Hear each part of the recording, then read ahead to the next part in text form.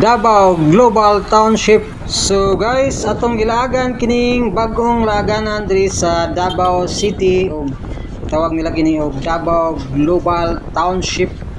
So sa entrance pa lang guys, makita na nimo ang kanindot gid sa area. So nindot gid sa laagan ba.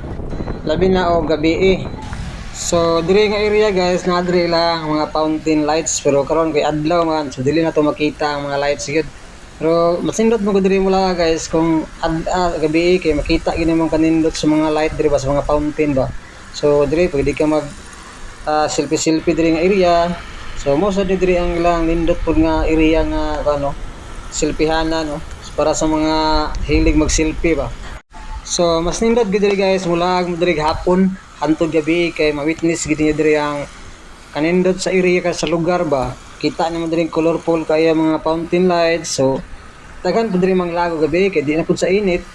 So maka baktas-baktas ginugaya diri sa kadako sa area.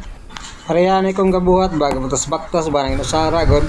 So ana lang mga tirada. So guys, along the highway lang diri siya kung gusto mo mula along the highway lang siya ha. So kung gikan mo og Matina crossing, kung aswito mo Matina crossing, so kabalo gid mo along the highway lang siya. Unahan man ni siya gamay sa kanaga nga agianan sa bus pasulod sa Ikulan Terminal.